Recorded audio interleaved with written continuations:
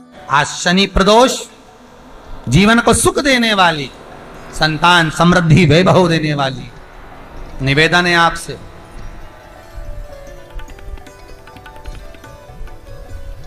सूर्य अस्त का समय हो, प्रदोष का समय, प्रदोष काल शाम के समय पर कटोरी में सरसों का तेल ले लीजिए। शंकर के शिवलिंग पर किसी मंदिर में जाकर सरसों का तेल शिव पर चढ़ा।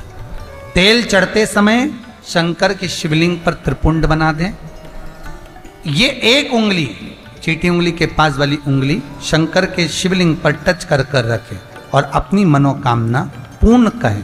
बाबा विश्वनाथ पूरा करता है। भगवान शंकर के द्वार पर स्वयं शनि महाराज आज मिलने के लिए, और जितने ग्रह नष्ट देने वाले हैं, कारक ग्रह हों, बेकार वृत्ति वाले हों, वो सब आज शनि सबके दोष मिटा देता है। शंकर भगवान के मंदिर में आज शनि प्रदोष के दिन मंदिर में नहीं तो घर में अगर शंकर का शिवलिंग है तो एक दिया अवश्य लगाओ। शनि महाराज जीवन का सुख प्रदान करेंगे, आनंद। शनि प्रदोष,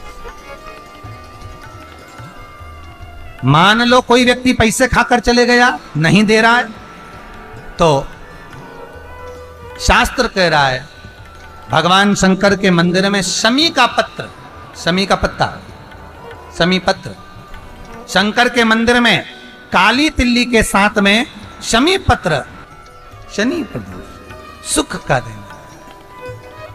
स्वयं शंकर को प्रिय है प्रदोष का व्रत, इसलिए निवेदन है बन सके व्रत करते हुए भगवान शंकर का अनुमोदन करें, जीवन को सार्थक बनाएं। भगवान शिव का स्मरण करते हुए आनंद करते हुए। शंकर सुख की दायिनी है, शिव आनंद के। देखिए, अगर प्रदोष का व्रत नहीं कर सकते, प्रदोष के दिन आप व्रत नहीं कर सकते, मान लो आपसे भूखा नहीं रहा जाए, प्रदोष का व्रत नहीं कर सकते, प्रदोष के दिन आप भूखे नहीं रह सकते, मंदिर भी नहीं जा सकते, दिया भी नहीं लगा सकते, तो शिव महापुराण की कथा कहती है कि प्रदोष के दिन, प्रदोष काल में अपने ही दरवाजे के पास में देवाधिदेव महादेव का स्मरण कर कर लक्ष्मी की वृद्धि के लिए, कार्य सिद्धि के लिए, संपदा को प्राप्त करने के लिए आप अपने ही दरवाजे के पास में एक दीप लगा सकते हैं। कौन से दिन? प्रदोष की।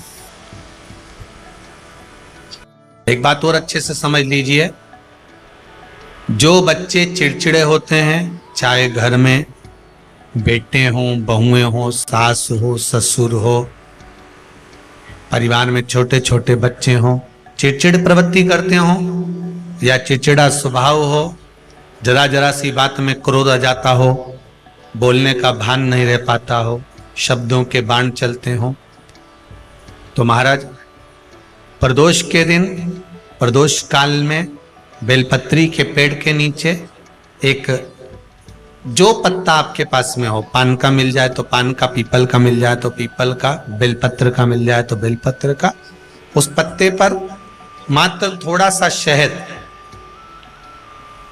और 7 दाने चावल के रखकर घी का दिया लगा दो महाराज, और थोड़ा सा जल हाथ की अंजलि में लेकर भगवान देवाधिदेव महादेव का स्मरण कर कर कि इस बेलपत्री के वृक्ष के नीचे माता लक्ष्मी, पार्वती, सरस्वती विराजमान है। इसी बेलपत्री के पेड़ के नीचे मेरे देवाधिदेव महादेव का 12 ज्योतिर्लिंग का स्वरूप प्रकट है। उनका स्मरण कर कर जल चढ़ा दीजिए और उसका स्मरण कर लो जो चिड़चिड़ प्रवृत्ति करता हो, क्रोध करता हो, जिसको बोलने का भान नहीं होता हो, सम्मान नहीं देता हो, अपशब्द कहते हो, उनका स्मरण कर कर आप छोड़ेंगे। एकदम एक प्रदोष करेंगे, दूसरे प्रदोष तक तो आपको कोई दिक्कत ही नहीं। 2-3 प्रदोष कर देखिए, बाबा कृपा करें। बच्चों को पढ़ने का कह रहे हो, पढ़ने बैठो पढ़ने बैठो पढ़ने बैठो पढ़ने बैठो, तो एक आध प्रयास बच्चों के लिए भी कर लिया करो कि भाई ठीक है। जैसे बैकुंठ चतुर्दशी वाला उपाय हमारे YouTube पर भी डला हुआ है, आप उसको निकाल कर सुनना। बैकुंठ चतुर्दशी के दिन प्रयास करना, बच्चे लोग विद्या में प्रबल होंगे।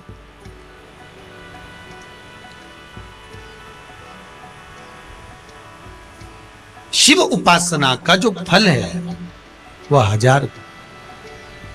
पहले भी कथा में काज फिर कहते हैं, शिव मंदिर में जल बाद में चढ़ाना, शंकर के मंदिर में जाकर पंचामृत स्नान बाद में कराना, शंकर जी के मंदिर में जाकर पूजन बाद में करना। पहले थाली एक और रखकर शिव मंदिर में झाड़ू पोछा या जो बेलपत्री निर्माल्य जो भी रखा हो उतरा हुआ सामान उसको भरकर कहीं एक और जहां मंदिर वाले रखते हो वहां ले जाकर रख दो, झाड़ू पोछा एक बार जरूर। इस ब्राह्मण के चरित्र को सुनिए जो शिव महापुराण में वर्णन किया गया। कार्तिक महत्तम की कथा कर रही है। कार्तिक मास में पड़ने वाले प्रदोष के दिन महाराज वो ब्राह्मण बेलपत्री को उठा उठा कर बारदान में भर रहा था।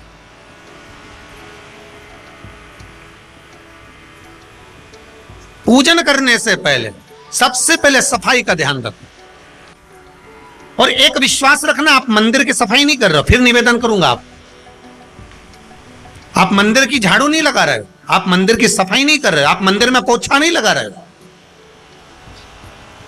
जितना हाथ आप मंदिर में फेर रहे हो सफाई के लिए, उतना आपके जीवन में जितना दुख है, जितनी तकलीफ है, जितना कष्ट है, जितनी बीमारी है, उस पर हाथ फेर रहे हो। मंदिर में नहीं फेर रहे हो। नहीं तो सारी दुनिया में जितने मंदिर हैं, सारे मंदिरों में ट्रस्टियों ने कुछ ना कुछ लगा के रखा है। स्वीपर आता है, साफ करके जाता है, ये आएगा सफाई कर जाएगा। पंडित जी होंगे तो बुआरी लगा देंगे, पंडित जी होंगे सफाई कर देंगे।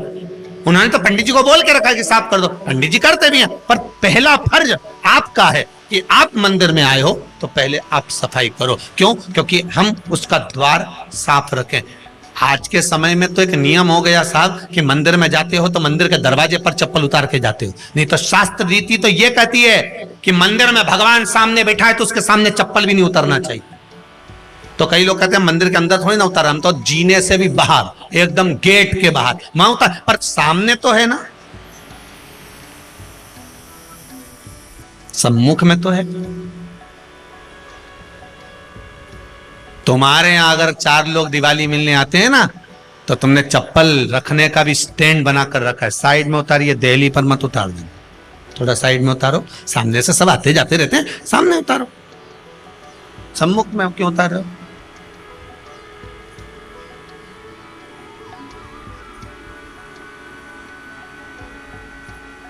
थोड़ा द्वार पे से दूर उतारिए।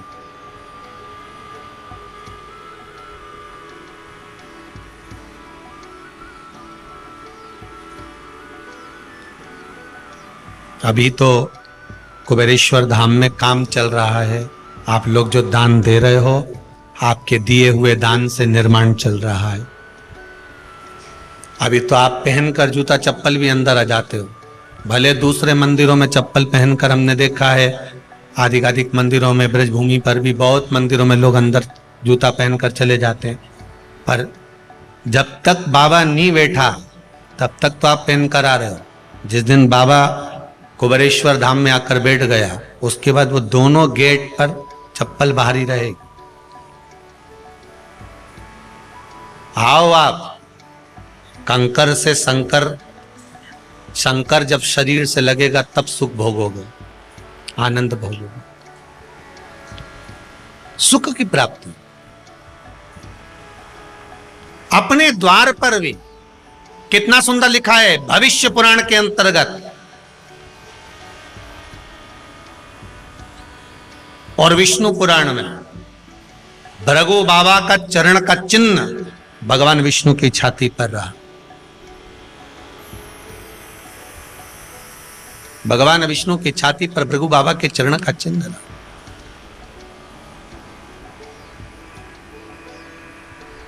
चरण का चिन्ह। अब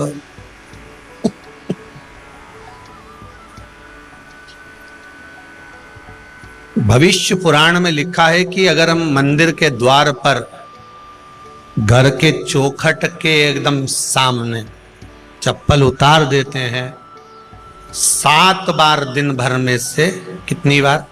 7 बार विष्णु पुराण कहती है ऐसा कोई दिन नहीं होता जिस दिन दरवाजे पर 7 बार लक्ष्मी आकर खड़ी नहीं होती हो। कल एक कथा कही थी आपको कि प्रत्येक मनुष्य के भाग्य में सुख लिखा है, केवल मंथन करना। भविष्य पुराण कहती है 7 बार लक्ष्मी प्रत्येक मनुष्य के दरवाजे पर जाकर खड़ी होती है, पर द्वार पर चप्पल पड़ी होने के कारणवश वो लौट कर चली जाती है। बहुत ध्यान दीजिएगा महाराज, थोड़ा सा आपको बुरा लगेगा, लग जाए, पर शिव पुराण है, जीवन संवार देगी तो अच्छी बात है, जीवन संवार दे तो अच्छी बात है। मंदिर के द्वार पर हम जब चप्पल छोड़ते हैं, जिस मंदिर की चौखट पर चप्पल छोड़ी है, आप जितनी देर आराधना में लगे रहते हैं उतनी देर तक आपकी चप्पल पर जितने लोग लांग कर जाते हैं, जितने लोग लांग कर प्रवेश करते हैं, उसका भी दुख आपके भाग्य में आता चले जाता है। ध्यान दीजिएगा जरा, चप्पल का भविष्य पुराण में पढ़िएगा कभी कि पादुका का महत्व क्या है, पादुका किस ओर उतारना चाहिए, पादुका को कहां रखना चाहिए, किस जगह पर बुआरी झाड़ू को रखना चाहिए, किस जगह पर चलनी को रखना चाहिए, सुई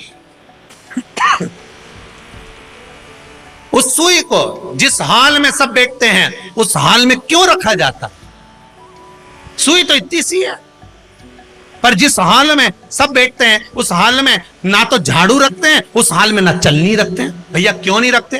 कारण क्या है कि जिस हाल में सब बैठकर बात करें, आवक जावक की बात हो, व्यापार की बात हो, लक्ष्मी की बात हो, प्रेम स्नेह की बात हो, आपस में बैठकर सब चर्चा कर रहे हो, अगर वहां छलनी होगी, झाड़ू होगी, तो बैठे बैठे बात करने में विवाद चालू हो जाएगा। 15-20 मिनट तुमने बहुत प्रेम की बात करी, अच्छे से बात करी, पति पत्नी बहुत प्रेम की बात कर रहे थे, मालूम पड़े बात करते करते से कब झगड़ा उत्पन्न हो जाए तो समझ में नहीं आया। हमारी बहू को क्या हो जाता है, बैठे बैठे बात करते करते झगड़ा कर देती है, जरा सी बात में झगड़ा चालू हो जाता है। कारण क्या है? जिस हाल में तुम बैठ रहे हो, जिस कमरे में तुम बैठ रहे हो, जिस हाल के अंदर सब बैठकर चर्चा करते, बात करते, चित्त करते, आपस में बैठकर सब लोग एक दूसरे के बातचीत करने बैठे हैं, आए व्यय देखने बैठे हैं, दुकान व्यापार की बात करने बैठे हैं, उस जगह पर भी झगड़े का क्रम कहां से आ गया? एक ना एक का मुंह क्यों फूल गया? कारण क्या था? कोई बात टेंशन क्यों आ रहा है? मतलब उस हॉल में या तो चलनी रखी है या झाड़ू रखी है, भले तुमने सोफे के नीचे फंसा दियो, भले तुमने पीछे फंसा दियो, पर पड़ी जरूर है, रखी जरूर है,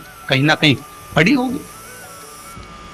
क्यों कहते हैं कि जिस हॉल में आप बैठ रहे हो, जहां पर आप संपदा की बात कर रहे हो, दौलत की बात कर रहे हो, व्यापार की बात कर रहे हो, व्यवसाय की बात कर रहे हो, उस हाल में अगर कहीं कैलेंडर टंगा हो, कोई सामान ऐसा रखा हो, कोई पर्दा ऐसा लगा हो, कोई चीज ऐसी लगी हो, तो उसमें एक सुई उसमें रख दीजिए।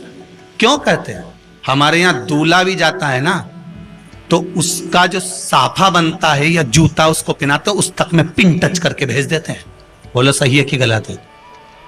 दूल्हा तोरण लगाने जा रहा है, दूल्हा तोरण देने जा रहा है, तो उसके जूते में भी पिन घुसेड़ कर भेजते हैं, पिन लगाकर भेजते हैं, उसके साफे में पिन लगाकर भेजते हैं। एक भले सुई नहीं लगाएंगे तो आल पिन लगाकर भेज देंगे। क्यों भेजते हैं? उसका कारण क्या? कि लक्ष्मी को लेने जा रहा है, संपदा लेने जा रहा है, और जिसको वो ब्याह करने जा रहा है उसका संबंध सुई और धागे के संबंध जैसा हमेशा सिला हुआ होना चाहिए, उधेड़ा ना जाए, कैंची जैसा कटा हुआ नहीं होना चाहिए।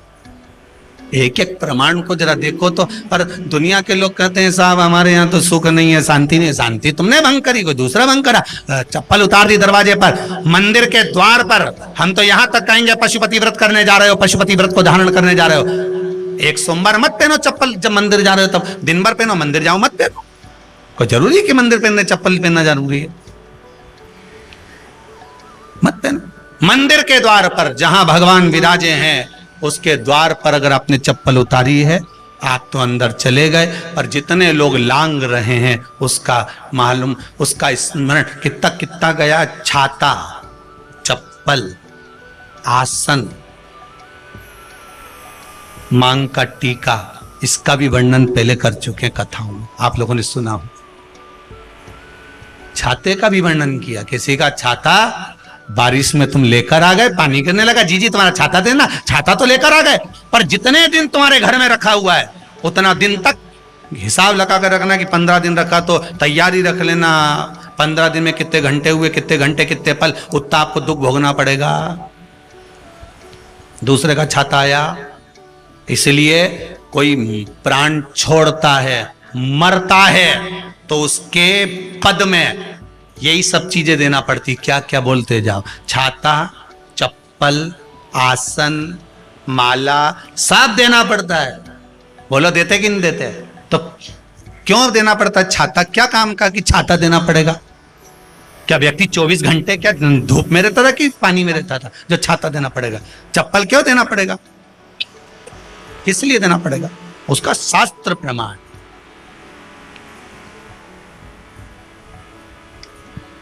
जरा सा राजा परीक्षित ने जरासंध के मुकुट को सिर पे पहन लिया था और बुद्धि बदल गई थी। समीक बाबा के गले में मरा हुआ सर्प डाल दिया था। सही है कि गलत है? केवल मांग का टीका अर्थात सिर पर मुकुट बदला और काम हो गया। बहुत ध्यान देना पड़ता है महाराज, बहुत ध्यान दो।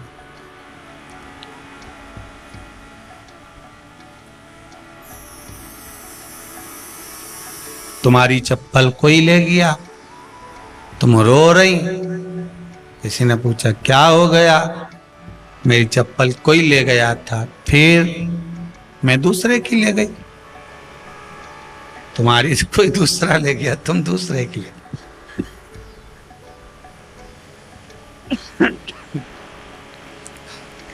नहीं भाई,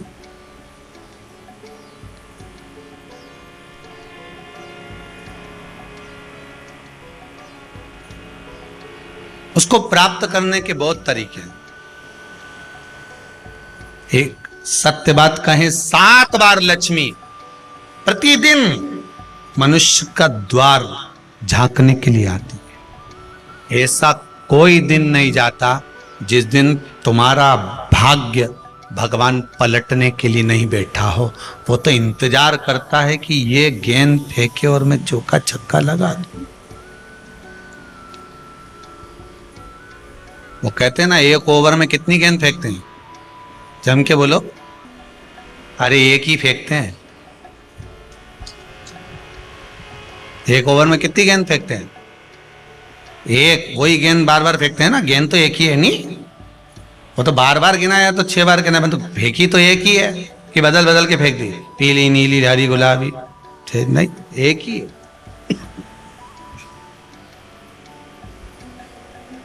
बदल बदल कर आया, गेंद 1 ही थी, फिर फेंका कि ये तो वाइट निकल गई, फिर फेंकी, गेंद वही है, गिनती में 6 जा रही है। 1 साल निकल गया, 1 दिन निकल गया, फिर गेंद फेंकी। अरे साहब 1 भी रन नहीं बना, फिर फेंकी, अभी भी नहीं बना, फिर फेंकी, तो के बाउंड्री तक तो पहुंच गई है। अब की बार जो फेंकी तो के ऊपर से निकल गई, सीधे 6 पे पहुंच गई। भगवान भी ये कहता है, 1 ही गेंद है, 6 बार फेंकी है। शास्त्र कहता है 7 बार दरवाजे पर लक्ष्मी आती है, मौका देखती है कि कब मौका मिले मैं इसके घर में प्रवेश कर जाऊं। पर कभी कभी ये निंदा करती दिखती है, कभी बहू की चुगली करती दिखती है, कभी टीवी में मन लगाए दिखती है, कभी सुई धागा लेके बैठी मिलती है, कभी झाड़ू लगाती फिरती है, कभी दरवाजे पे चप्पल खुली मिल जाती है, कभी कुछ मिल जाता है। मैं बार बार आती हूँ, अब नहीं माने तो मैं कई करूं, मेरे को तो जाना पड़ेगा। मेरे को तो जो नियम है, सर्विस करने वाला, नौकरी करने वाला तो टाइम पे आएगा। तुम भले कंप्यूटर चलवाओ, चाहे मोबाइल उड़वाओ, चाहे तुम लिखा पढ़ी करवाओ, बोलो सही है गलत है, उसको तो करना है। बोलो साहब क्या करना पड़ेगा? लग जाओ कंप्यूटर पे, लग जाओ, उठाओ मोबाइल, ये तो उसको तो करना है। वो तो टाइम पे पहुंच गया 9 बजे। लक्ष्मी जी भी टाइम पे आती है। आई दरवाजे पे क्या देखा उसने कि ऐसा है। कई की तो आदत पड़ी, रोटी घर में बना हुआ सारा दाल चावल सब्जी वब्जी जो बच गई उठा के मैं दरवाजे के पास में रख के आ गई। लक्ष्मी जी सोचे बताओ, ऐसा तो पहले से रख, अंदर चली गई और ऐसा खिला दिया तो मैं तो नहीं जाऊं। लक्ष्मी जी वापिस चलती।